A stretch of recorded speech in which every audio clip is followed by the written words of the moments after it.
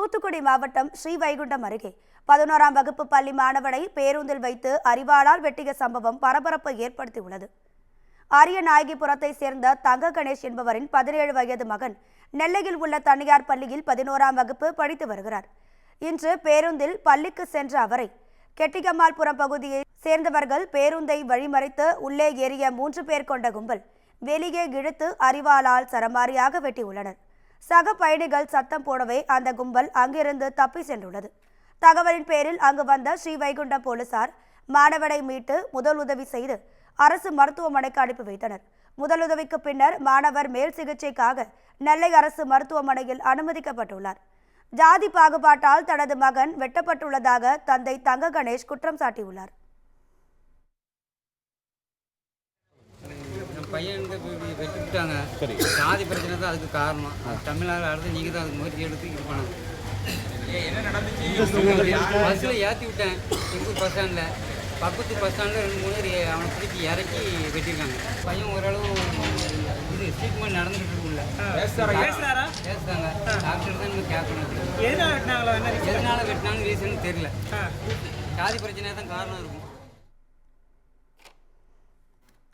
மேலும் கபடி விளையாட்டில் ஏற்பட்ட தகராறில் மாணவனை வெட்டியிருப்பதாக உறவினர் புகார் கூறியுள்ளார். 3 பேர் 10 பேர் அழைச்சிட்டாங்க.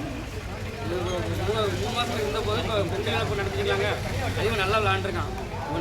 அதாவது இவன் பக்கம் விளாட கொடுக்குறாங்க, வர முடியான்ருக்கான். அந்த பகை வந்து இப்போ 3 மாதம் ஆகி இப்போ 3 நாள் வந்து அவனுக்கு முன்னாடி அழைச்சிருக்காங்க வெட்டக்காண்டி. இன்றைக்கி அவன் எக்ஸாம் எழுத போகிறான். ஏன்னா 11th எக்ஸாம் எழுதுங்களா தனியாக போய் தெரிஞ்சு அந்த பையில பேசுகிற மாதிரி பேசி இறக்கி வெட்டிருக்காங்க. அந்த பஸ் ஸ்டாண்டில் வந்து அந்தளவுக்கு வசதி கிடையாது. காட்டுல இருந்த மாதிரி யார் வந்தாலும் ஒரு 2 கிலோமீட்டர் 3 கிலோமீட்டர் தள்ளி இருப்பாங்க. அதனால் பாதுகாக்க ஆள் கிடையாது.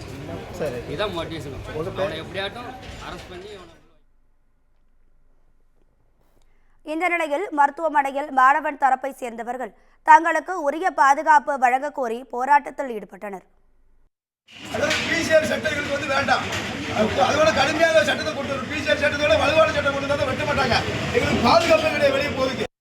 அதனால இந்த பிசிஆர் சட்டத்தை அதோட வலுவான சட்டமா மத்திய அரசும் மாநில அரசும் கொண்டு வரணும். இதை எங்களோட கோரிக்கை.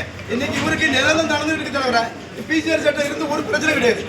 இந்த பிசிஆர் சட்டம் இருந்து எங்களுக்கு எங்க தேவதூர் வேளாளருக்கோ பழையருக்கு அருந்திரி சமூகத்துக்கு எந்த மாதிரி ஒரு வலுவான சட்டம் கிடையாது. வெட்டிக்கிட்டே தான் இருக்காங்க.